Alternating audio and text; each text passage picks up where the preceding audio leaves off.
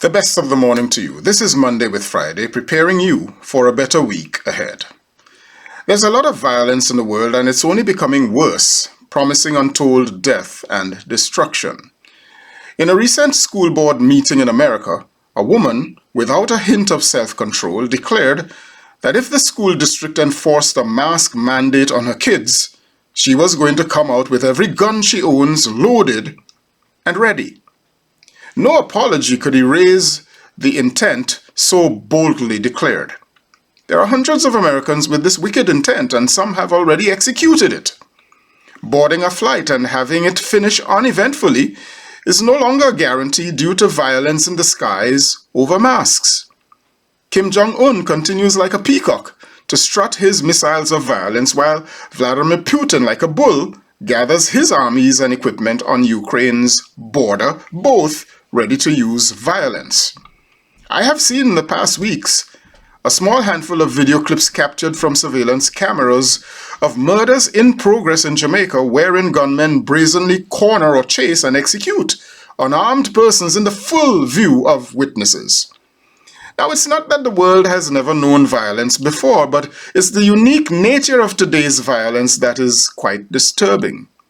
Governments have always used violence, no argument there.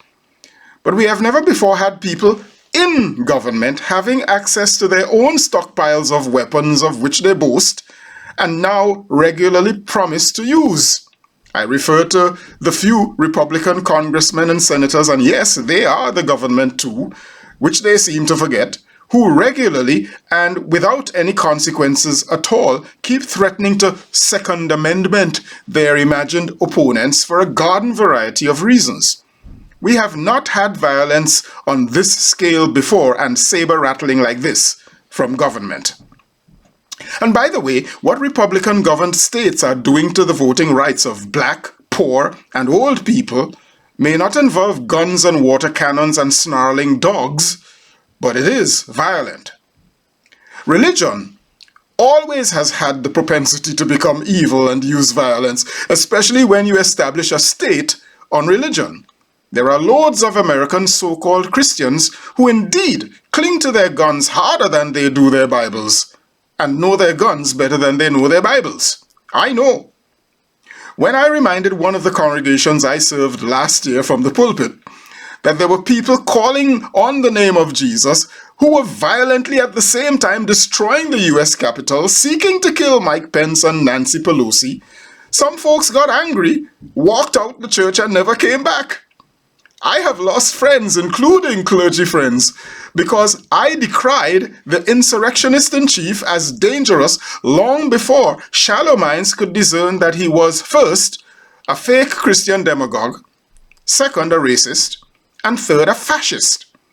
Dylan Roof, who slaughtered the 9 black worshippers at Mother Emanuel Church, learned a version of white supremacy he called Christianity in a church called the Evangelical Lutheran Church in America. Now, that's not to cast aspersions on that church, even though their bishop recently dismissed a Hispanic pastor for addressing the matter of race from his pulpit. If you would read a book entitled White Too Long by Robert P. Jones, a white man raised Southern Baptist in the American South, you'll encounter a treasure trove of information that shows how violence of the racist kind has always been near to the heart of white American religion, be it Southern Baptist or Southern Methodist or Southern Christian or Roman Catholic or Episcopal. James Cone's The Cross and the Lynching Tree also bears gut-wrenching facts about violence by church people upon black people. Now, the Florida governor can dishonestly reframe this issue all he wants and create laws to lie to children in schools, but he and his lies could very well go to hell. Beware. Today's most potent purveyors of violence are pseudo-journalists on media that spew hate designed to stoke violence worldwide. The speed of propaganda and conspiracy theories, and their availability in every handheld device of every man, woman, and child is what makes violence in our times more dangerous than it has ever been before.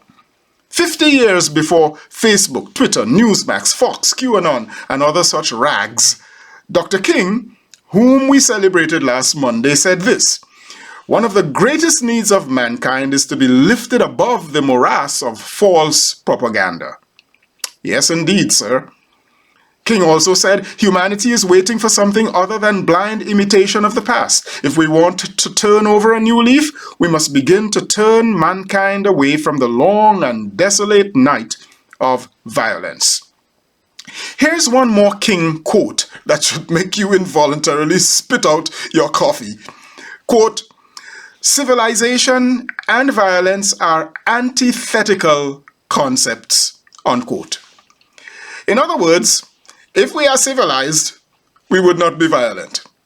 And yet, many Americans think they project strength, maturity, progress, and distance from barbarism as they scream bloody hell when they're challenged that they ought to be fully human without a gun, without a dishonestly interpreted Second Amendment, or even when they're asked to wear a mask.